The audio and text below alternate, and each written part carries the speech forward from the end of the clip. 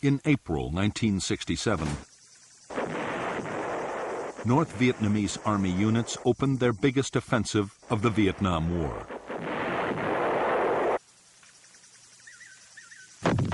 Their role was to draw American forces into the remotest parts of South Vietnam, far away from the populated areas. The hope was that the main attacks, scheduled for early 1968, would find the Americans deployed in all the wrong places.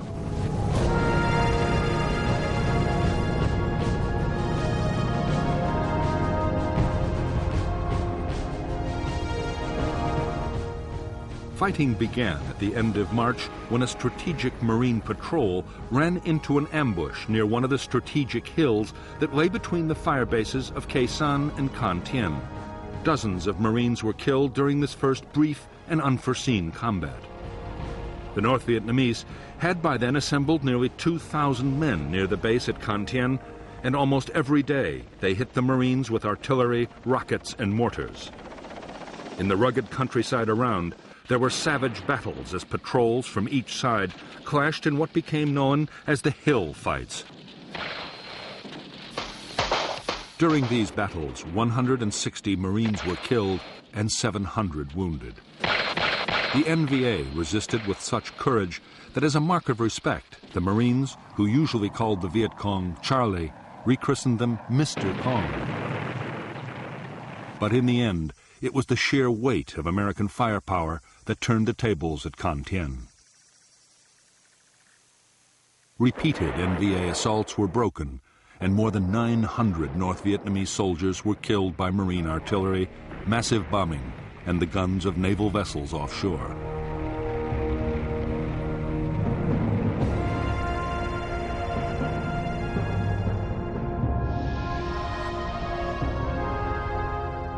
After the battles at Con Thien, the next clashes were near the border with Cambodia in the south. At Song Bay, in late October 1967, a South Vietnamese Army battalion was attacked by the North Vietnamese 88th Regiment. The attackers were driven off with help from heavy American airstrikes. 2 days earlier, Loc Ninh, another provincial capital, had been stormed by the elite 273rd Regiment of the 9th Viet Cong Division, supported by the 65th Regiment of the NVA. Reinforcements from the South Vietnamese 5th Division and the American 1st fought for several days and shattered the NVA regiment, leaving over 850 NVA and NLF dead. The fiercest of all the border battles was near an American camp at Dak To in the Central Highlands, which had been massively reinforced following a tip-off from an NVA deserter. By November 1967, the 1st NVA Division, reinforced by 2 independent regiments, faced the American 4th Infantry Division, the 173rd Airborne Brigade, and a mechanized task force. Bloody battles would rage around Dak To for the whole month.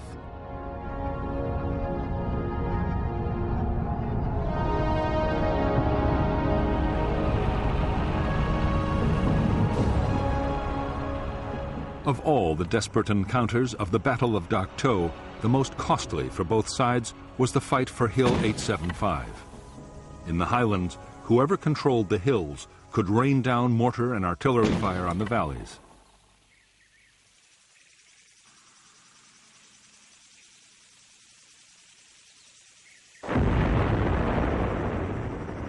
The task of taking Hill 875 fell to 2 American battalions, 1 airborne and 1 from the 4th Infantry Division.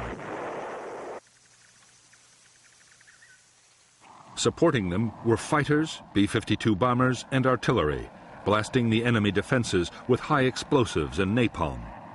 170,000 artillery shells were fired on the enemy during this battle, and the fighter bombers flew 2,100 missions. The North Vietnamese defenders were so well dug in and so determined that the Americans were forced to launch repeated assaults, punctuated by yet more airstrikes, before they could reach the crest of the hill. It was a desperate and often nightmarish battle.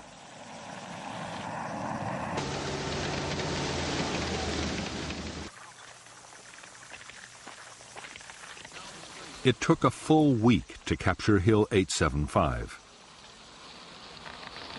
The assaults cost more than 150 dead and 400 wounded, bringing American casualties at Dak To to almost 350, with just under 1,000 wounded. The North Vietnamese army had lost 1,200 men.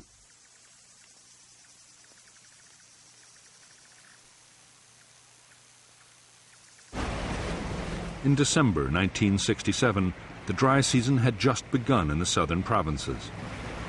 Every year, that was the signal for intense Viet Cong activity as the guerrillas moved troops and supplies into place for their next offensive.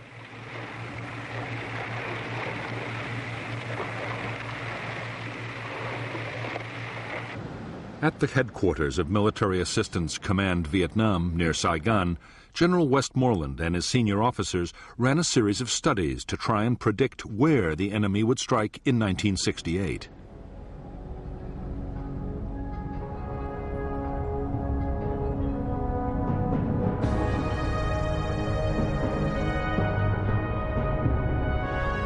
The enemy's Tet offensive, though it had been predicted, took the U.S. command by surprise.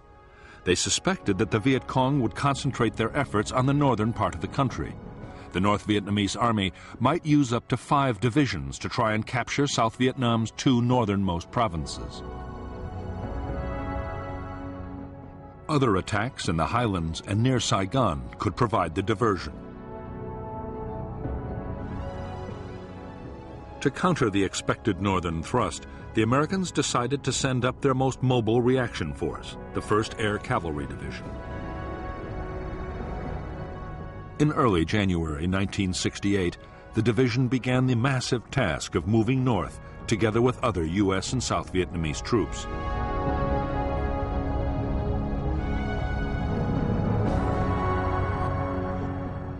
By now, 3/4 of the American battalions in the south of Vietnam were deployed deep in the interior, near the Cambodian border.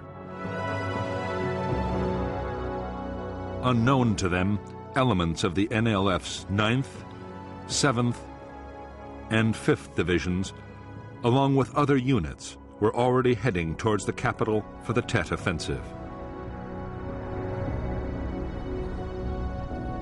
The Americans, suspicious of increased NLF radio traffic behind them and the lack of activity in the border areas, began a rapid redeployment back towards Saigon.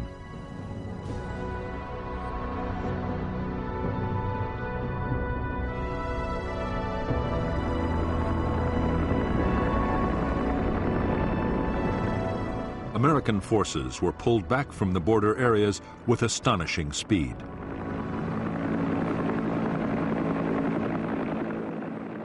Such incredible mobility was something the Viet Cong had never expected. The ploy to use the battles on the borders to draw the Americans away from the real targets of the Tet offensive had failed, although it had allowed NLF forces to get closer to Saigon.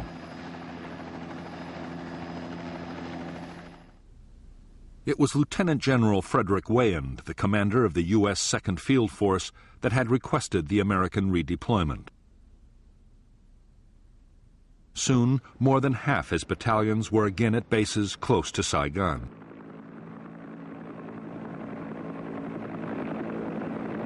Weyand ordered a series of sweeps to try and find the Viet Cong units that were surely somewhere within reach.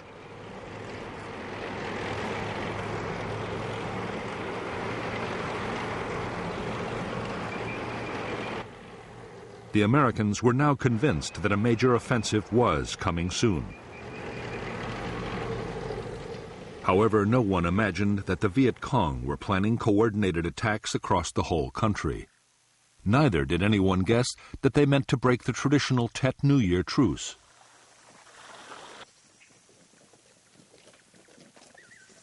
As a precaution, the Americans did ask the South Vietnamese government to call off the truce and cancel army leave. But for political reasons, the request was refused.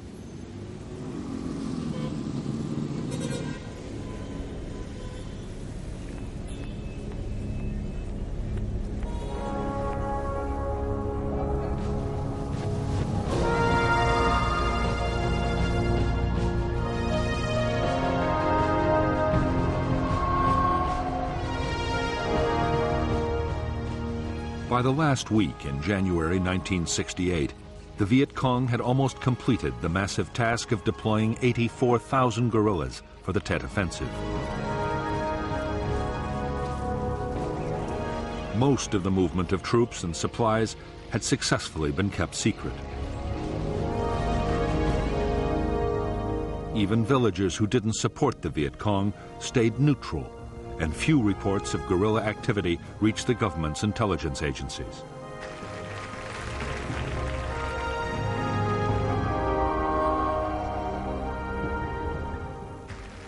The traditional Viet Cong base areas around Saigon, districts like the Iron Triangle, played a vital part in the Viet Cong's preparations. Even the huge tunnel complex at Cu Chi, which the Americans had long believed had been completely destroyed, was still an important staging area and command center.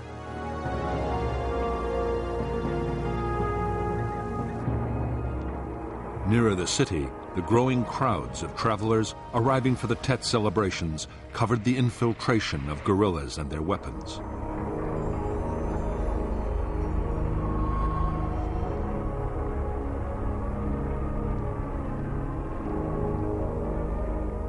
As Tet drew closer, General Giap, the North Vietnamese commander and architect of the offensive, began to worry that his forces might not be in place on time.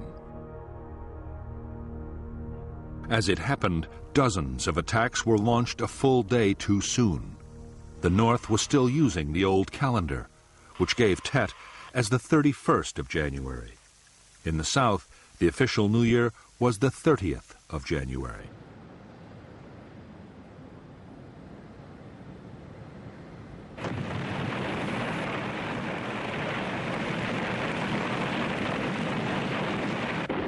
The wave of Viet Cong assaults in the early morning of January 30th, 1968, confirmed to the Americans that the suspected offensive was underway. General Westmoreland ordered all his forces to be on maximum alert.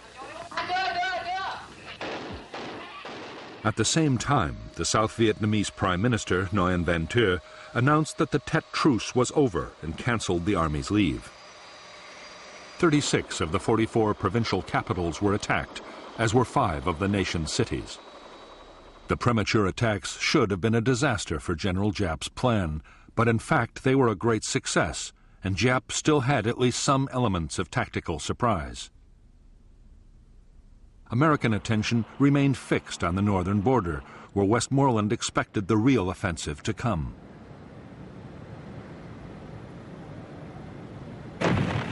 There, the Marine combat base at Khe Sanh had already been under siege for 10 days.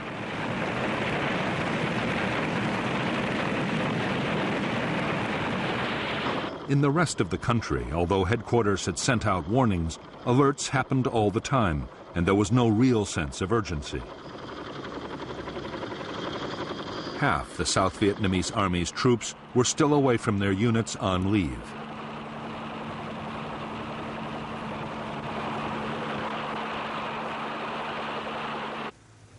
Even in the capital, Saigon, the Viet Cong's most important objective, government forces were scattered and under strength.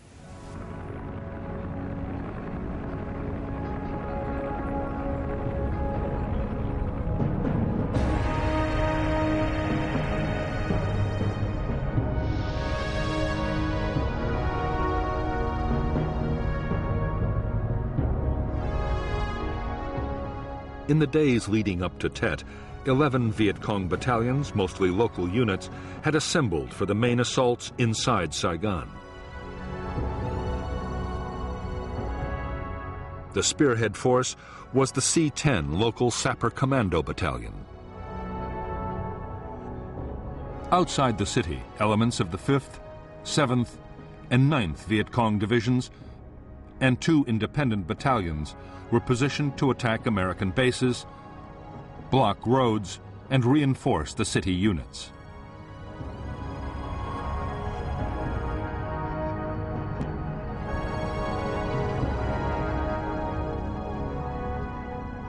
The government forces responsible for the defense of Saigon were the South Vietnamese Army's 5th Ranger Group, 3 regional militia units, and 2 military police battalions.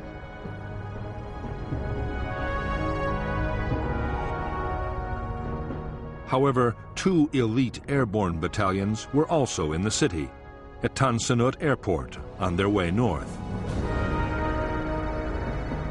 The only American units inside Saigon were the 716th U.S. Army Military Police Battalion and a Marine Security Guard detachment.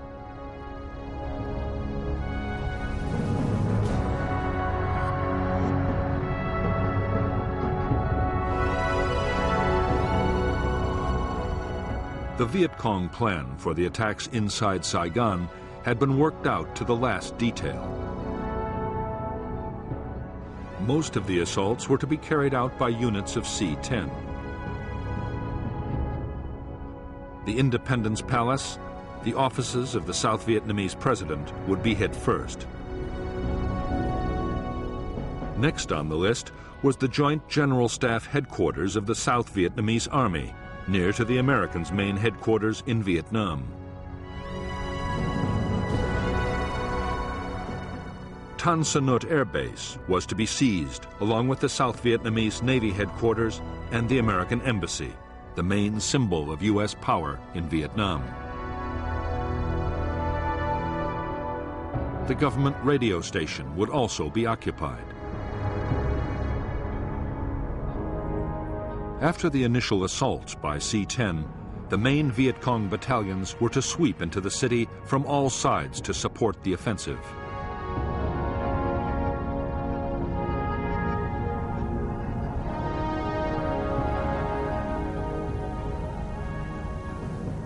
In the early morning of January 31st, 1968, Viet Cong units the length and breadth of South Vietnam surged into action.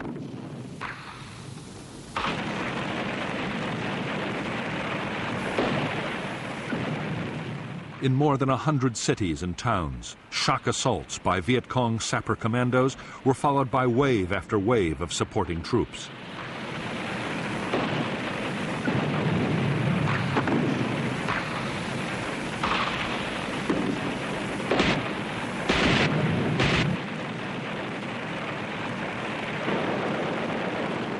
In Saigon, as one attack after another had erupted, there was complete confusion. Neither the South Vietnamese Army nor the Americans had a plan to deal with anything like this.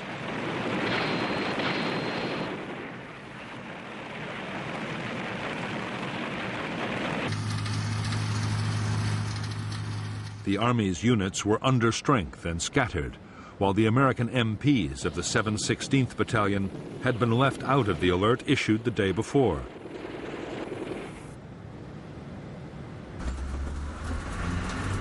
Only 300 military police were on duty.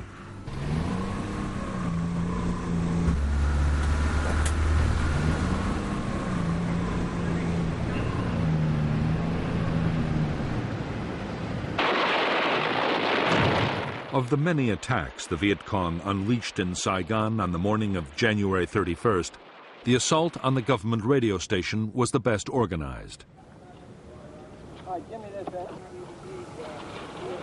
The station was captured, and the plan was to broadcast a tape of Ho Chi Minh calling for the population to rise up against the government.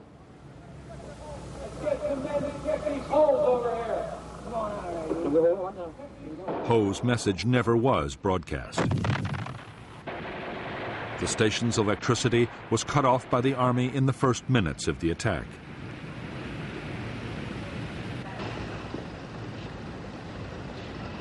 After a fierce 6-hour battle, government soldiers, including paratroopers brought in from the airport, succeeded in forcing out the surviving Viet Cong.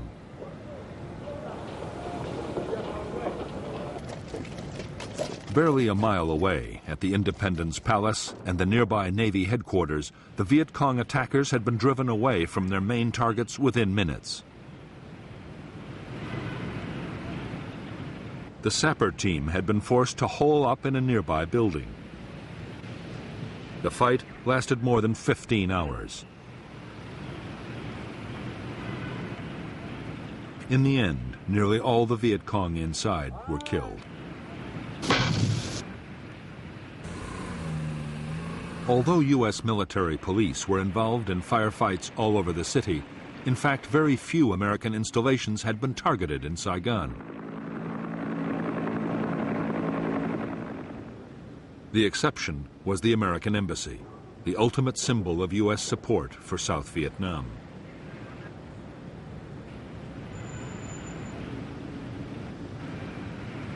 The assault on the American embassy began at 2:30 a.m. on January 31st. 15 sapper commandos blew a hole in the wall of the compound and charged through the breach. The fighters had killed 4 American military police guards and a Marine, but their own officers had been killed almost at once. The sappers took cover and waited for reinforcements.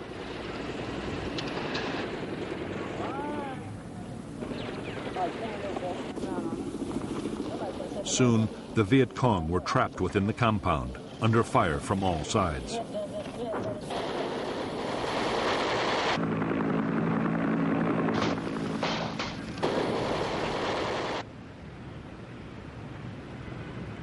The fight for the compound lasted for 6 hours, but the effects of the battle would last much longer. All around the world, an abiding image had been created, that of American troops battling to recapture their own embassy in the very heart of Saigon.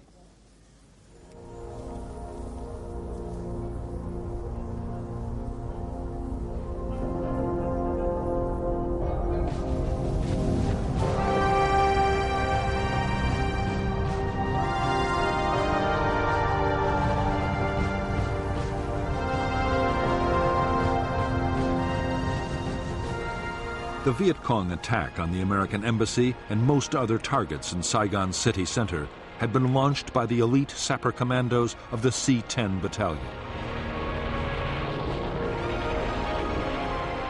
The plan was that a follow-up force of 4,000 would arrive quickly. But time and time again, the main battalions had been bogged down in firefights and house-to-house battles.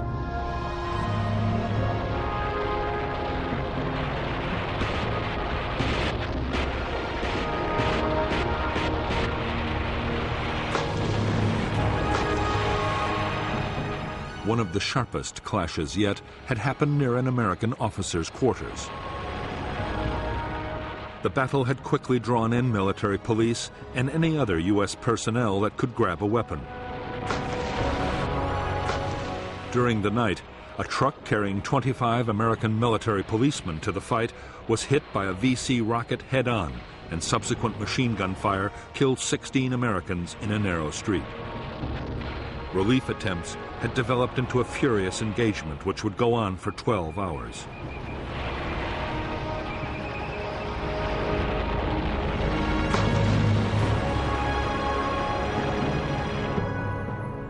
Only a few miles away, Tan Son Nhut Air Base was one of the most important centers of American power in Vietnam.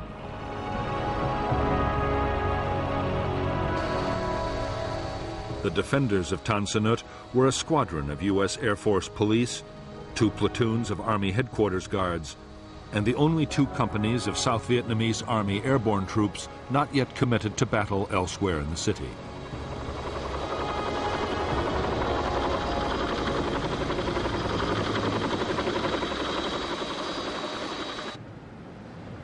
On the perimeter of Tan Son Nhut, the Viet Cong had seized several key buildings as springboards for their main assault and attacked the compound containing the villas of senior officers of the South Vietnamese General Staff.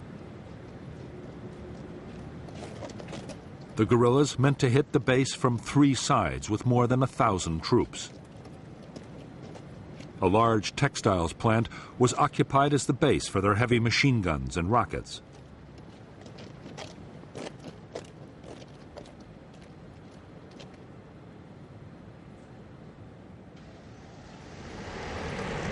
Only the arrival of an armored reconnaissance unit of the 25th Infantry Division that had raced to the scene from its base 15 miles away saved Tan Son Nhut.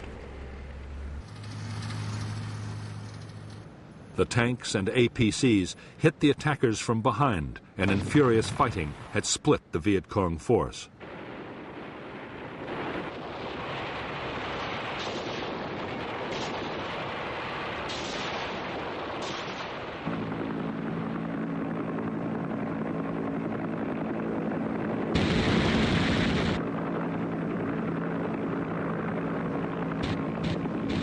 In the hours that followed, the guerrillas were hammered by American helicopter gunships and fighter bombers.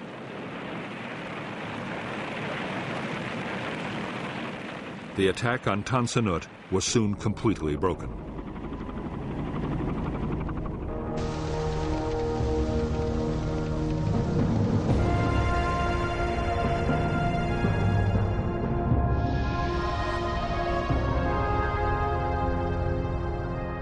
"15 miles north of Saigon was the massive American logistical complex at Long Binh.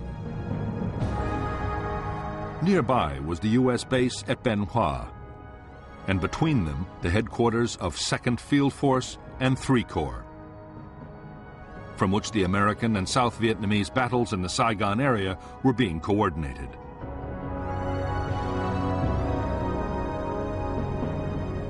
The main attacking forces were 2 full regiments of the Viet Cong 5th Division. After a heavy rocket and mortar barrage, the 275th assaulted Long Binh from the north side, while a local force battalion mounted a diversionary raid, and sappers blew up part of a massive ammunition dump outside the main complex.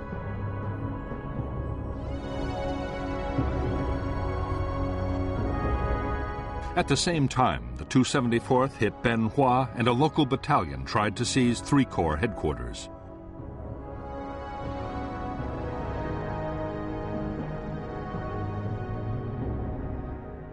The American 199th Light Infantry Brigade, defending Long Binh, was attacked by a mechanized reserve which hit the flank of the Viet Cong attacking Bien Hoa.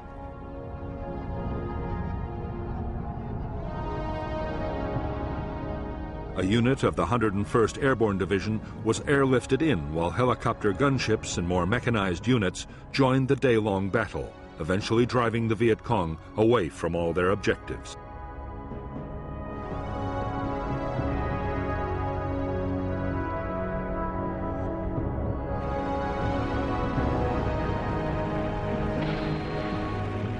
For American commanders faced with the huge scale of the Viet Cong assault in and around Saigon, Tet had been an extraordinary test of nerve.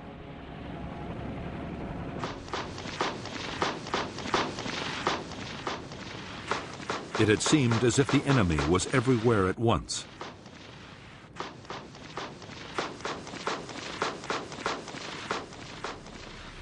Throughout the day, General Weyand had been directing the American battle even as his own headquarters at Long Binh was under attack.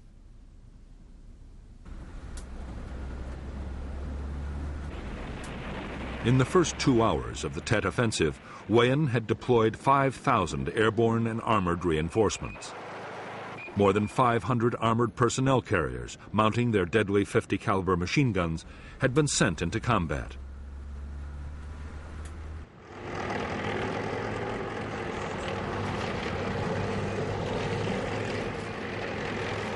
So far, all the main Viet Cong assaults had been at least contained.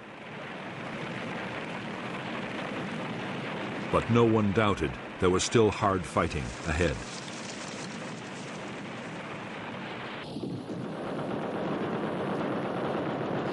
How would you assess the enemy's purposes yesterday and today? The enemy very deceitfully has taken advantage of the Tet truce in order to create maximum consternation within South Vietnam, particularly in the populated areas. In my opinion, this is... In spite of the temptation to throw everything he had into the battle against the guerrillas, General Westmoreland was determined to hold back. He was still convinced that the Tet attacks were a diversion from the main effort, which he expected to come in the northern border areas. he was deeply reluctant to commit his most mobile forces to street battles.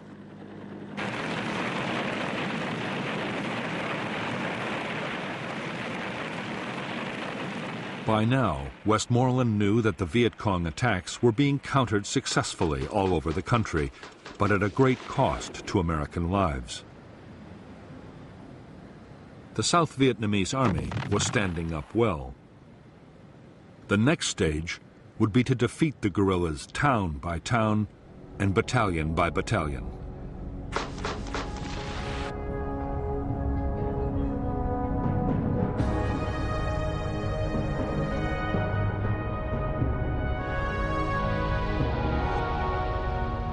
In the far south of Vietnam, in the heavily populated Mekong Delta, the Tet Offensive had seen Viet Cong assaults on nearly all of the 16 provincial capitals.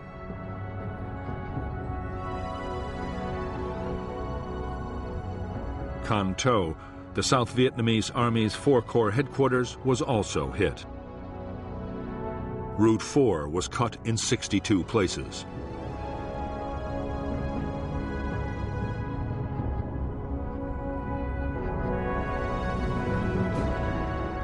In the central and northern provinces, 11 cities, towns, and bases, including 2 Corps headquarters, had been attacked in the premature offensive of January 30th. 8 more had been hit the following night. All the major attacks would be repulsed within a week, except in 1 city. The assault on the old Vietnamese imperial capital of Hue would lead to the biggest and bloodiest battle of the whole Tet Offensive.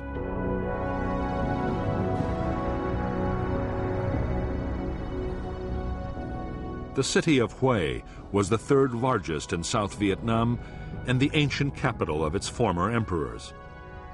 It was split in 2 by the Perfumed River, over which ran key rail and road bridges. On the north side of the river was the Citadel, a walled city within the city, surrounded by a maze of streets and originally the home of the emperor. Near the Citadel was the headquarters of the 1st South Vietnamese Army Division. On the other side of the river was the American headquarters compound. The only South Vietnamese unit inside Hue was the elite Black Panther Reconnaissance Company.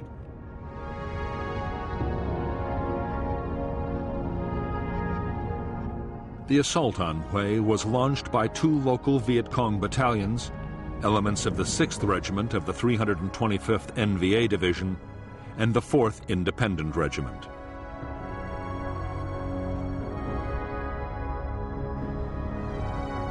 Within 24 hours, Hue fell to 5,000 NVA troops, who were quickly reinforced by a further 7,000. They instantly raised the North Vietnamese flag over the citadel. Thousands of NVA troops ranged through the streets, mopping up pockets of resistance, and most of Hue was quickly secured.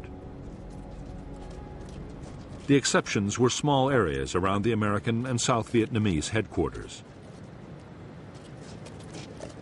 There, the defenders held out and had been reinforced by small units rushed in from outside the city.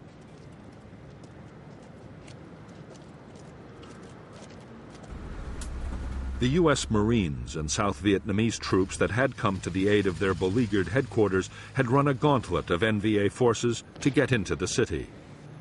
Bigger units were battling to follow them, but it would be days before they would get inside Hue in any strength.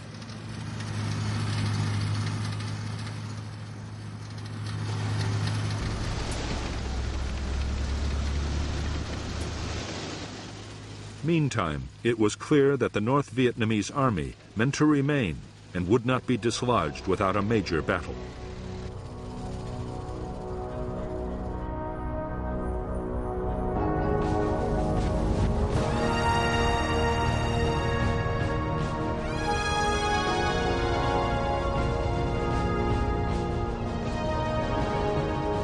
By the second day of the Tet Offensive, it was clear to Viet Cong commanders that the attacks in Saigon were in trouble.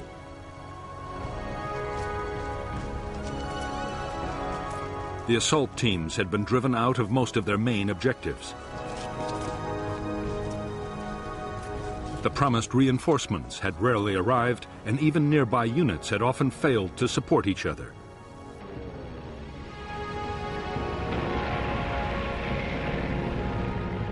Secrecy meant they usually knew nothing of any orders but their own.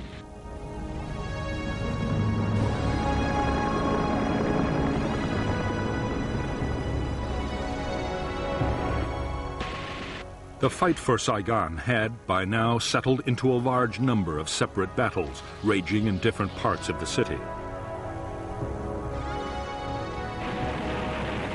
Often, the Viet Cong were completely surrounded by government forces. Isolated units now faced concentrated assault from armored vehicles, planes, and helicopters.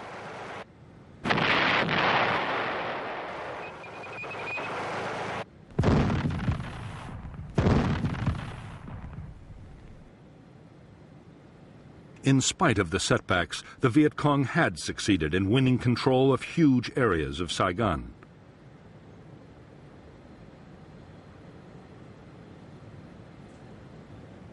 To many Viet Cong fighters, it seemed that victory was at last in sight.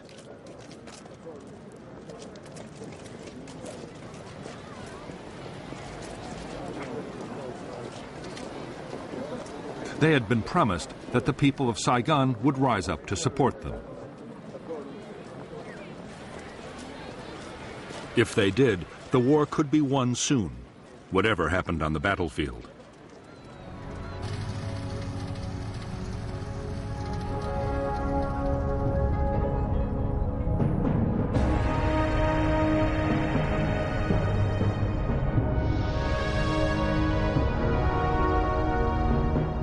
At the same time as the attacks on Saigon, the Viet Cong had launched powerful assaults on the surrounding towns. The headquarters of the 18th South Vietnamese Army Division was also hit. The headquarters had held out, and the town had been retaken after fierce fighting by American, South Vietnamese, and Australian units.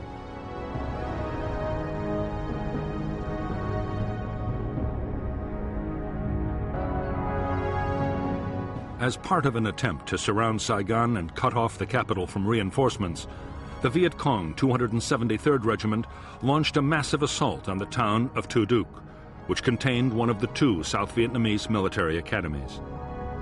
The regiment took heavy losses, but the following day it seized the Newport Bridge over the Saigon River. Together, South Vietnamese and American units recaptured the bridge after a violent battle.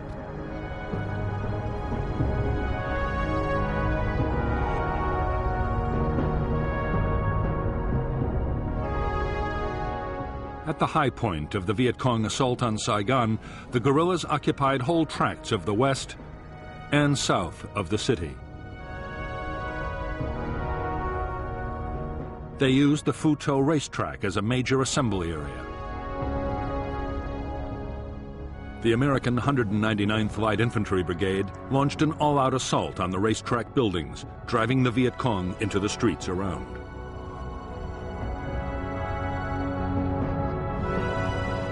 By the fourth day of the Tet battles, the Viet Cong were being squeezed into the sprawling and crowded district of Cho Lan.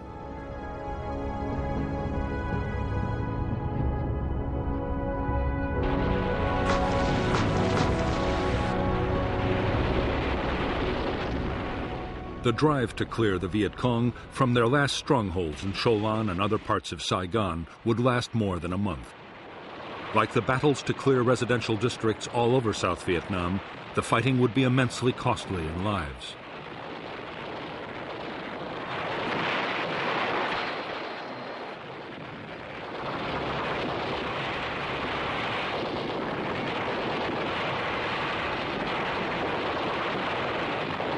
Everywhere, instead of surrendering en masse, the guerrillas were fighting back with determination and skill.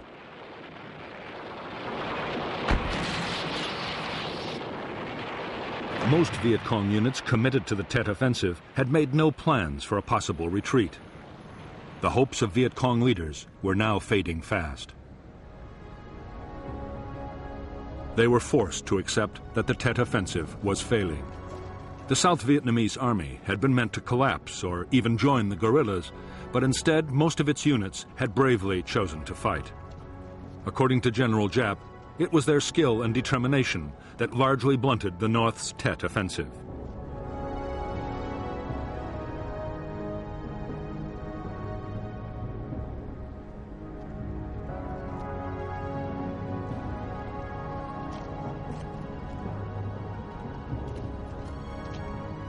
Even more disastrous, the uprising that was supposed to have seen thousands of civilians storming government buildings and proclaiming the revolution had not happened.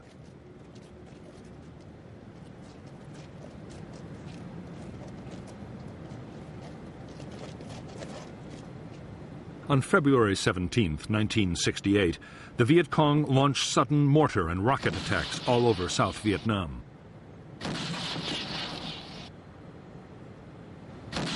The attacks were no more than a symbolic gesture. A few days later, the Viet Cong High Command ordered its units to pull back from the cities to regroup and refit their remaining forces.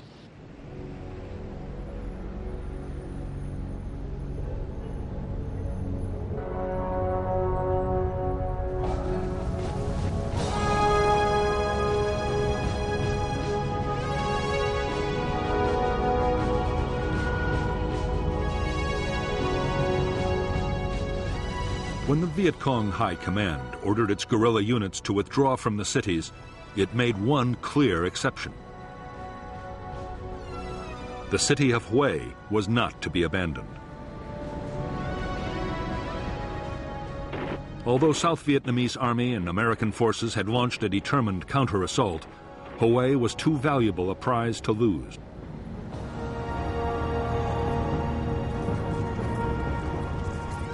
By the fourth day of the Hue battle, 1,000 more South Vietnamese army troops had been airlifted to the city. The Americans had been reinforced by 1,200 Marines. Fierce assaults had been launched on the gates of the citadel and into the streets of the southern city. By now, the 12,000 NVA and NLF troops in and adjacent to Hue had fortified almost every city block. The attackers were forced to advance down narrow streets and through gardens, fighting their way from house to house. Around every corner were strongpoints bristling with heavy weapons.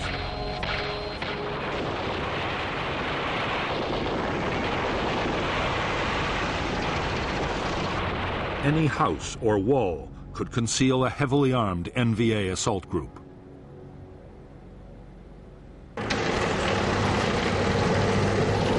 At the start of the battle, in the hope of saving the imperial city from complete destruction, the South Vietnamese had insisted that the Americans not use artillery or aircraft to destroy enemy fortifications.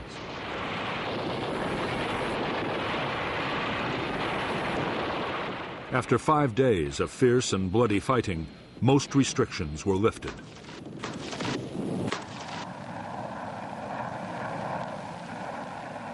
Bombers and artillery support were called in to hit NVA strongpoints. Most devastating of all, the guns of American warships joined the battle. Directed by Marine spotters, the ships fired thousands of shells into the city from 14 miles away.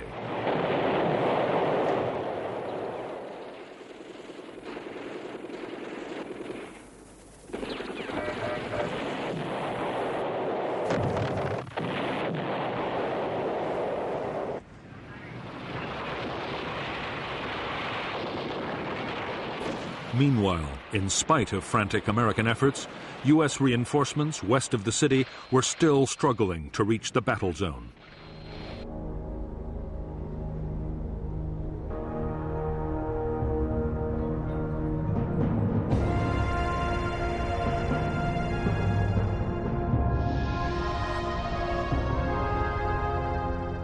When the Tet Offensive had begun, it had caught the American 1st Air Cavalry Division in the middle of its redeployment from further south. The division was split with its headquarters and 3rd Brigade at Camp Evans and its main logistical base at Phu Bai.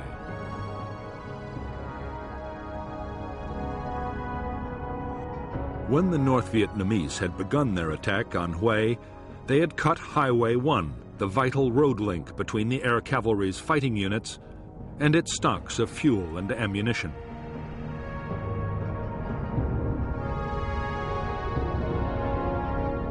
Meanwhile, the NVA had a clear supply line running from the A Shau Valley into Hue and a ring of anti-aircraft defenses around the city.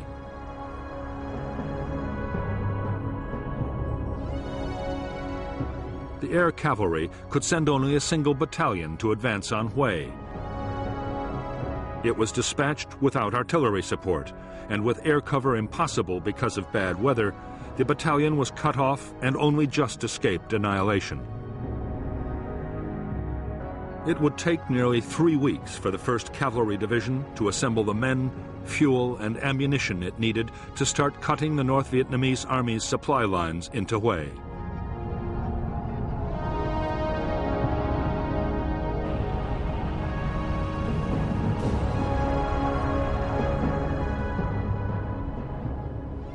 By the 12th day of the battle for Hue City, South Vietnamese units had reoccupied parts of the citadel. The Americans had almost cleared the city south of the river and had been reinforced by 500 more Marines.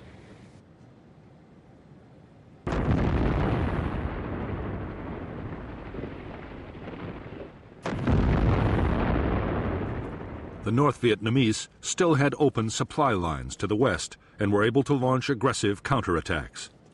But with the Marines now pressing into the old city, the NVA position was deteriorating fast.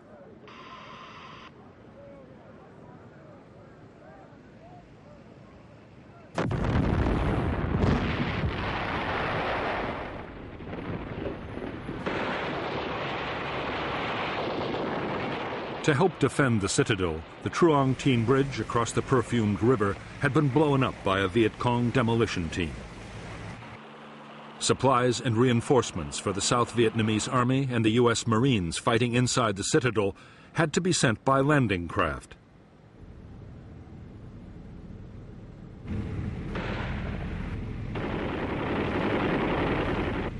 It was a hazardous journey.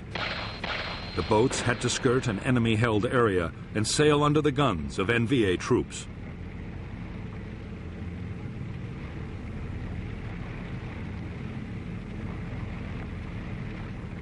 During the following week, as the Americans and the South Vietnamese blasted their way deeper into the city, the sheer weight of firepower began to tell on the NVA.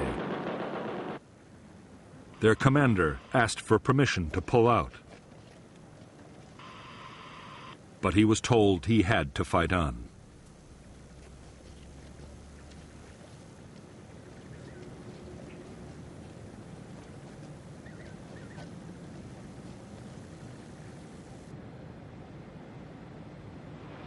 The battle continued through to the night of February 23rd with days and nights of savage fighting, before the NVA were finally driven from their last redoubt in the Citadel's imperial palace. And the Stars and Stripes was raised above it.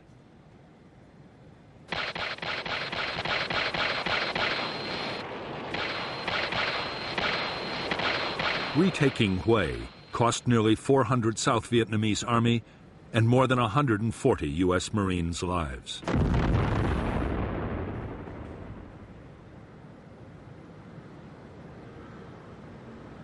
"5,000 NVA and Viet Cong died in the city, and a further 3,000 in the adjacent fighting.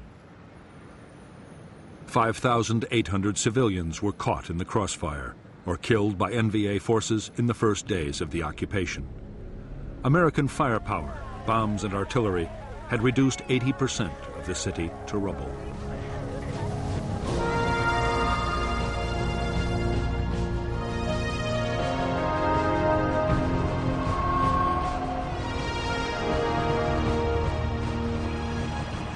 By the end of the city battles, 37,000 Viet Cong troops deployed for the Tet Offensive had been killed.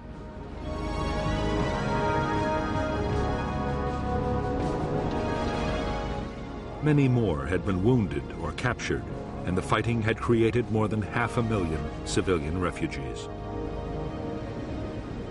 The casualties had included most of the Viet Cong's best fighters and many political officers and secret organizers. For the guerrillas, it was nothing less than a catastrophe. But for the Americans, who lost 2,500 men, it would prove to be a most severe blow to public support. Viet Cong leaders were now forced to claim that Tet had always been intended as a series of offenses, not just one push. To keep up some kind of momentum, 2 more waves of attacks were planned, one for May and another for the following September. The guerrillas also meant to tighten their grip on the countryside, now mostly abandoned by government forces drawn into the city fighting.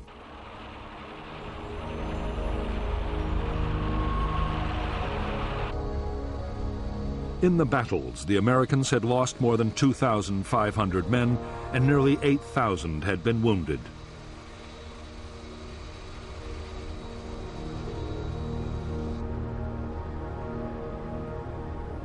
The South Vietnamese army had suffered much worse.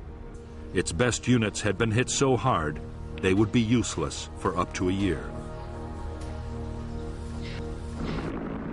Meantime, American forces would spearhead follow-up operations against the Viet Cong.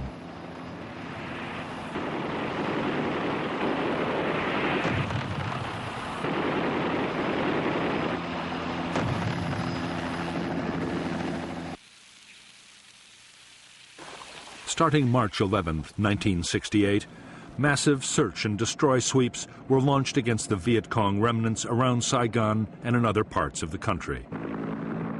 On March 16th, one of these operations resulted in the now infamous massacre by U.S. Charlie Company of over 200 civilians at the hamlet of My Lai. Altogether, nearly 20,000 Americans and 9,000 South Vietnamese troops ranged throughout the Iron Triangle, Cu Chi District, and other longtime Viet Cong strongholds. In 3 weeks, possibly 3,500 Viet Cong were killed, and their ability to pose a serious threat to the capital was delayed for the foreseeable future.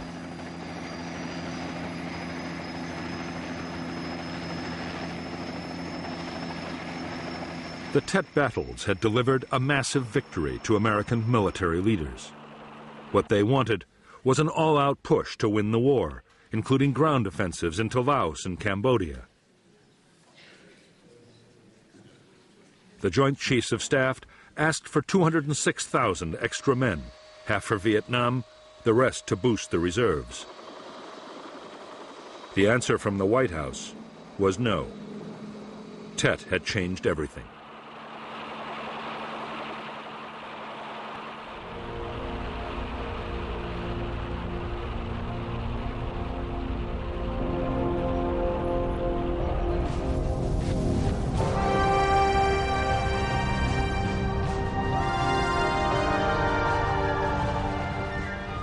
To the American public, already disillusioned with the war, the Tet battles had come as a dreadful shock. If the communists were close to defeat, as the president and the military had claimed so often, how could they have launched a nationwide offensive on such a scale?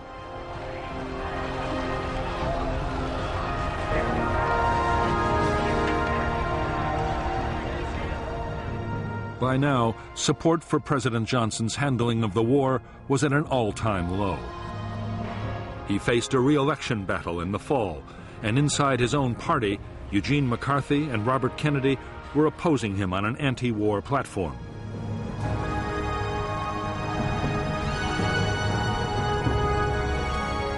Even his own advisors, especially Clark Clifford, the new defense secretary, were coming out against the war.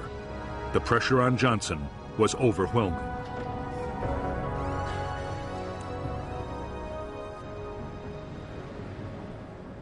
On March 31st, 1968, on national television, the president announced a new American peace initiative. He invited the North Vietnamese to negotiate and stated that as a goodwill gesture, he was curtailing the bombing campaign against the North.